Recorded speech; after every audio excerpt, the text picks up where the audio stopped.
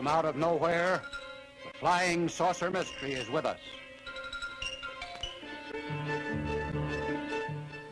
What is the flying saucer? What do people see and sometimes photograph? What's behind the daily reports of aerial phenomena in the nation's press? After more than 5 years of study, there is still no agreement, even among the experts. We can say that the recent sightings are in no way connected with any secret development by any agency of the United States. With all due respect to the Air Force, I believe that some of them will prove to be of interplanetary origin. In my position in the Research and Development Organization of the Bureau of Aeronautics and of the Navy Department, I am thoroughly familiar with both our aircraft and our guided missiles programs and can state without reservation that the Navy has no saucer-shaped aircraft or missile in any of these programs. I glanced up and there were 3 flying saucers in a V. Approximately a half a mile away from me at an altitude of 350 feet. They appear to be hovering in midair with what I believe to be a spinning action. What are these shadowy voyagers of the atmosphere? While our forefathers were still dreaming of flight decades ago, they sketched these aerial vehicles of the future. Strangely, some of them resemble the saucers of today.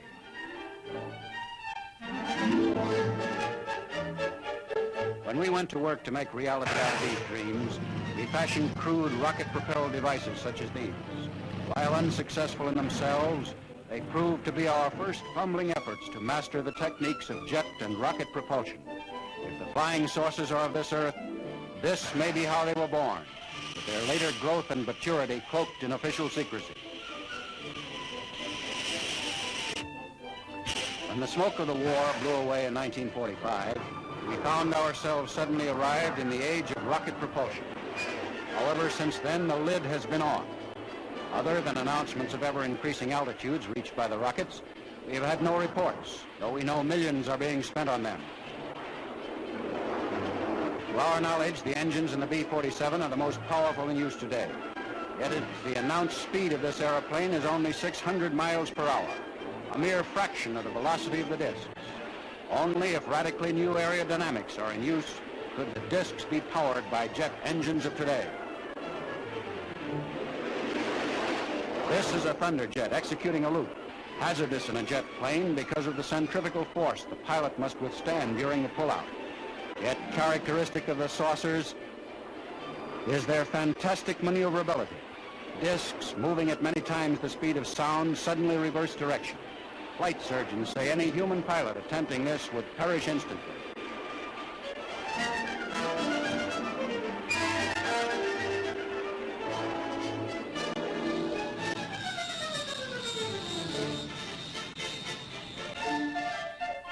Likewise, saucer reporters agree that the new jet helicopter was not what they saw. If not conventional aircraft, then what did they see? They appear to be 50 feet in diameter with what appeared to be a dome on the top with, I can't be sure, but I believe I saw the sun glinting off of, windows or observation portholes of sort. Is this what Weisberger saw? This disc was photographed by an Oregon farmer as it hovered low over his field. Experts say these are actual photographs of a flying saucer. The farmer cited the same spinning action and estimated the diameter of the disc at 20 to 30 feet. In Kentucky, a motion picture photographer attracted by a strange noise overhead trained his camera on this disc. Here, the wobbling motion mentioned in so many reports is clearly seen. A Coast Guard photographer snapped this phenomena when it appeared briefly over Salem, Massachusetts. The incandescence seen here was bright enough to stand out in broad daylight. What may have been the same phenomena was photographed at night by August Roberts, who has this to say about it. What do you think it was? I think it was from outer space, but friendly. Like many of the saucer reports, the latest and most credible received comes not from America, but from behind the Iron Curtain. Seen on the ground by the refugee mayor of a small East German town, its crew was startled by the screams of the mayor's daughter. The first eyewitness report of a supposed Soviet guided missile tells of a saucer-shaped object. The moment the crew disappeared in the cylinder, the disc rose with a humming noise until the thing was standing on the cylinder like a big mushroom. Then, he said, the disc began rotating. Red, blue, and green flames spurted out from the holes in it. He thinks they were for jet propulsion, these holes. He saw the thing rise straight up from the ground and move off parallel with the ground once it had gained height.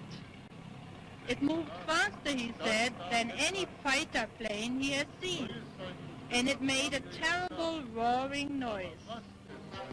From such reports as these arise many theories to explain the discs. Undismayed by the attacks of True magazine, Frank Scully, author of a book, Behind the Flying Saucers, offers his views.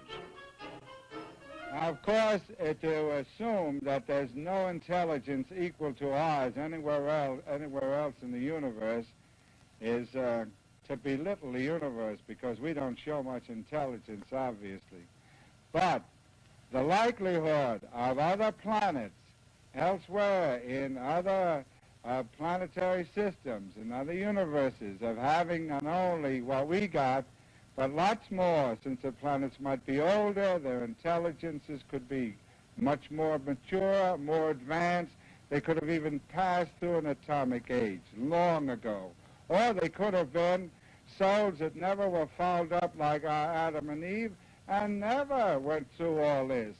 And if they are perfect souls elsewhere, the thing is, they're not killable. They're immortal already. So the idea of the Air Force telling them to shoot them down is idiotic.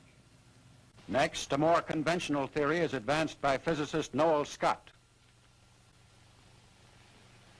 The expression flying saucers is a catch-all term for unusual lights appearing in the sky. It is possible that some of these lights are caused by masses of electrically charged particles of air. Electrified air can assume many different colors, such as yellow, red, pink, orange, green, and blue. This experiment demonstrates that charged masses of air can be made to move in formation, change course, change brightness, appear, disappear, and reappear. These electrified masses of air produce no sound but can be detected by radar. The atmospheric conditions necessary for producing this phenomena are certainly not prevailing conditions that exist in the upper atmosphere. However, it is not altogether improbable that there may be occasional local conditions responsible for this glow, which might be interpreted as flying saucers. In the Engineer Research and Development Laboratories, Fort Belvoir, Virginia, Dr. Scott shows how to make your own flying saucers. Some say the apparitions are the result of light refracting from what is called an inversion layer, such as an oasis will appear in the desert. In a glass bell, Dr. Scott reproduces weather conditions which prevailed during many of the recent sightings. If Dr. Scott's theories are correct, what you are looking at now is an actual flying saucer. It's possible that even the headlights of your car can create them. With the Air Force hard-pressed for an accounting of the mysterious invaders, this explanation is popular. But General James Samford points out, even this theory does not explain all the reports. However, there have been a certain percentage of this volume of reports that have been made by credible observers of relatively incredible things. It is this group of observations that we now are attempting to resolve.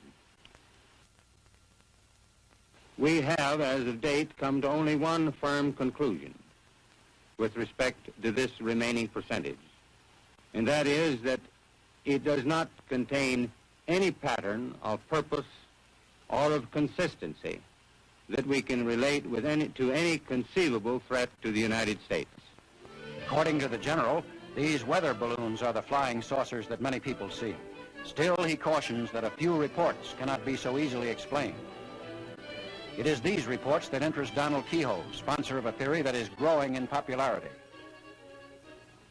After a 1 year's investigation, I believe that the flying saucers seen by veteran airline and Air Force pilots are objects from another planet. The Air Force itself has officially admitted that flying saucers exist. This statement appears in Project Saucer Case number 75. Not only that, the Air Force has officially analyzed the motives of possible visitors from space. Here is a direct quotation from the official report. Such a civilization might observe that on Earth we now have atomic bombs and are fast developing rockets. In the past history of mankind, they should be alarmed. We should therefore expect at this time above all to behold such visitations. Is there another civilization somewhere in space, apprehensively watching our rapid progress with the atom? Are we under surveillance by an intelligence that has revealed itself to us only in the form of ghostly apparitions? Does this power foresee our ability to travel through space in rockets propelled by the atomic power we are learning to control? An incredible theory, and it is doubted by many, but it is not likely to be disproved in the public mind, while our scientists are predicting interplanetary travel within the lifetime of those living today. As the debate continues, so do reports of new saucers, some following in the pattern already established, others entirely new, creating more speculation and endless discussion.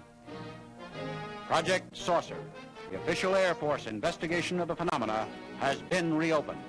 Now installations are alerted to attempt to intercept any of the strange visitors that may be sighted. While millions listen and watch, the great flying saucer mystery remains unsolved.